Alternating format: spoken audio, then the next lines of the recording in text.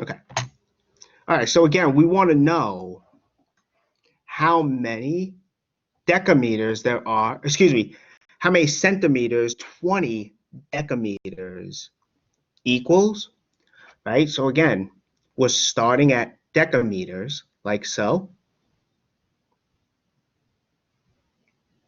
And what we're going to do is we have to move 1, 2, 3 spaces to the right, because this is where centimeters is.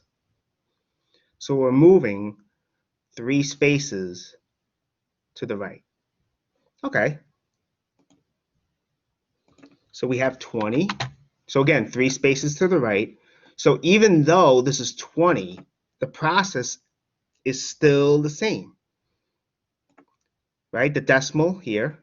So we're going to go 1, like so. That gives us a 0.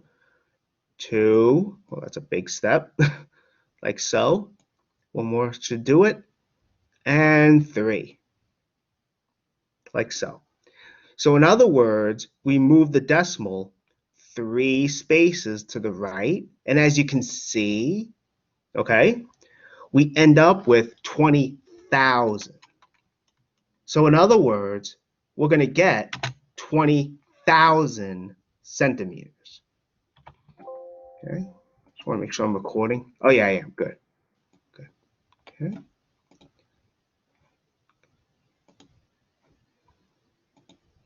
Okay, so we get 20,000 centimeters. All right, that's good. Here's another one.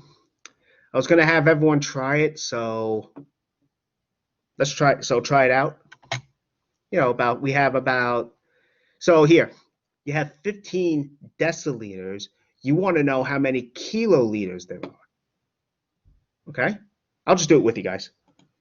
I mean, originally, as you can see, I said have them try, but I'll just do it with you guys. So again, deciliters, right? That's over here.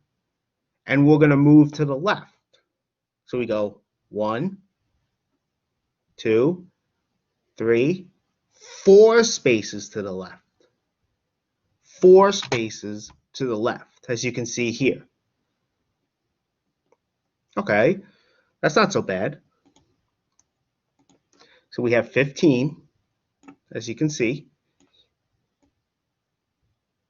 So we're going to go 4 spaces to the left, right? So we have 15. We have the decimals after 5. So we're going to go 1, 2, 2 more spaces, 3. Now we add a 0, right? And then we go 4. Another spot, I mean. So we end up with 0.0015. And so what we get is this. Again, even though it's a 15, not 1, that doesn't matter. It's the same process. And of course, it's the same thing as this. Okay, because again, the 5 is in the 10,000ths decimal place. You know, 10, hundreds, thousands, 10,000ths. I mean, really what's happening is when you move to the left, you're dividing by a power of 10. When you move to the right, you're multiplying by a power of 10. But that's the same as moving the decimal point. Okay, that's good. All right, that was fun. Now, so that was, again, the metric system, okay? All right. Wait, no, what am I doing? That's the wrong button. Any questions at all?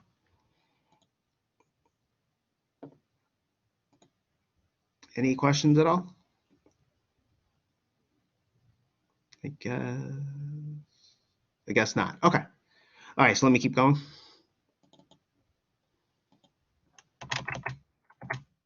Okay, so here, now, you probably know already that in the United States, you know, for temperature, we use degrees Fahrenheit. I want to say not every country out there, but many other countries use Celsius. Many other countries, let me just see something. Am I still, okay, it's still recording. Many other countries, if not all of them, use Celsius.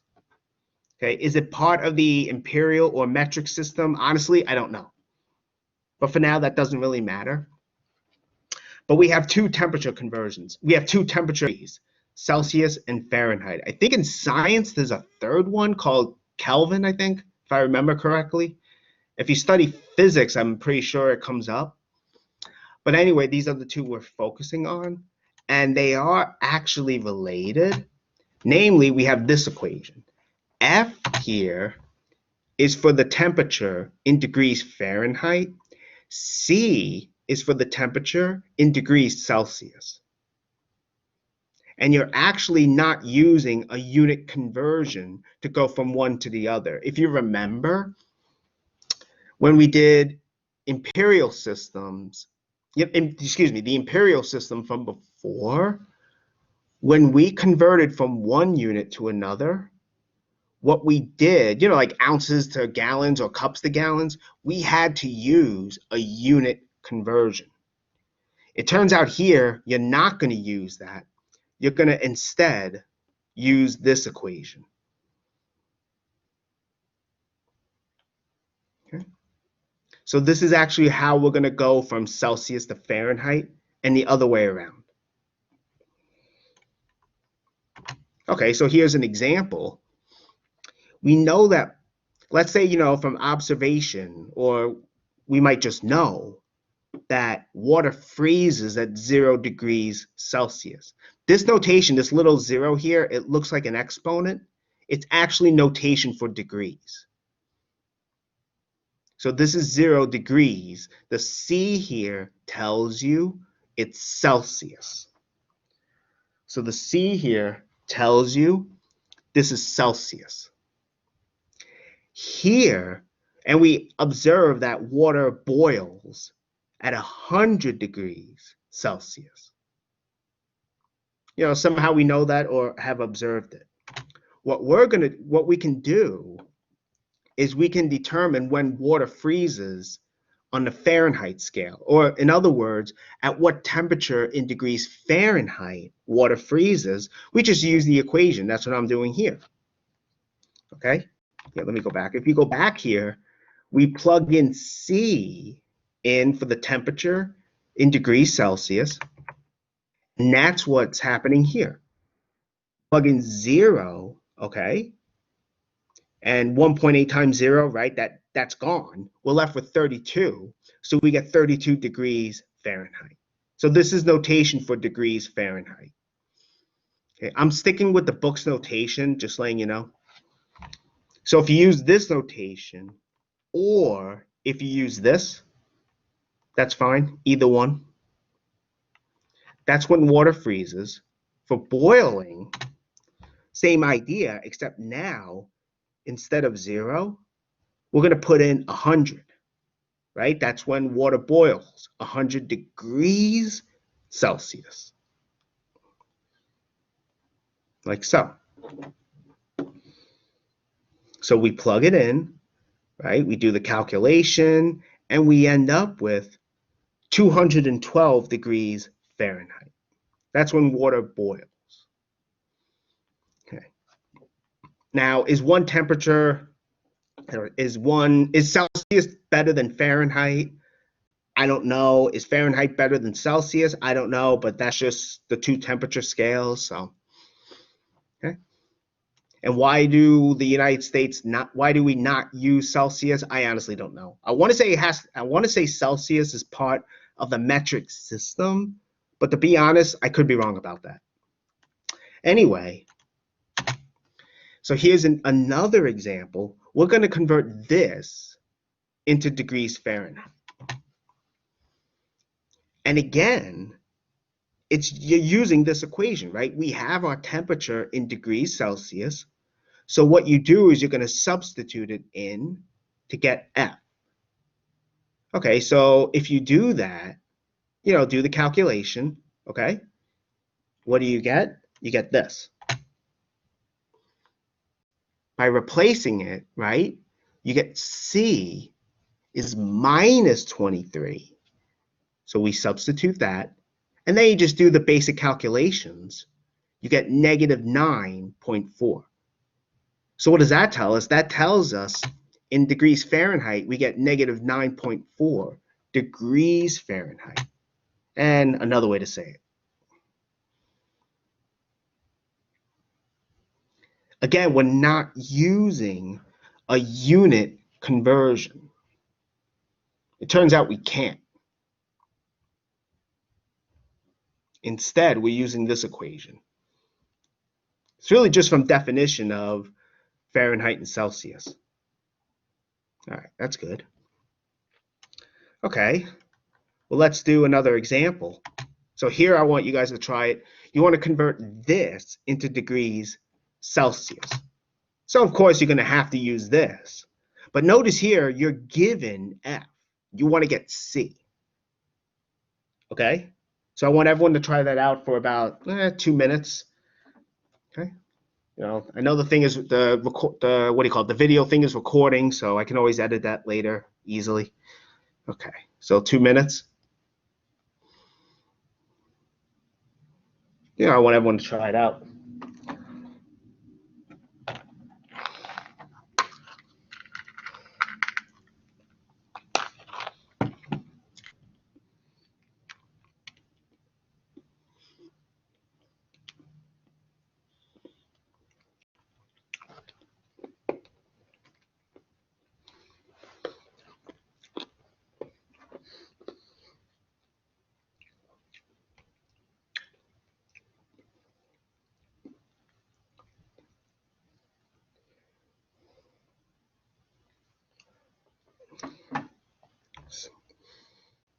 Okay, it's going to be some basic algebra. It's not too bad though, as you'll see.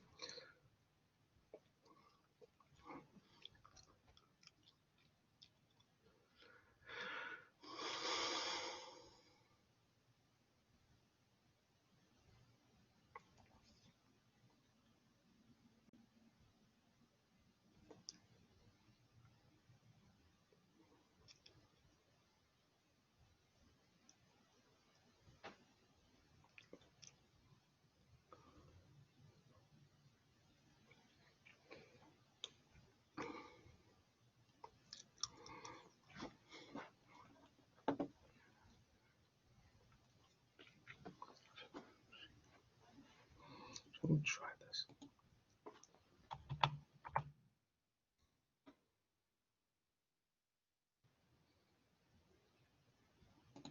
Don't worry, I'll put it back. Just doing this. Oh, this is still going. Okay, just stop.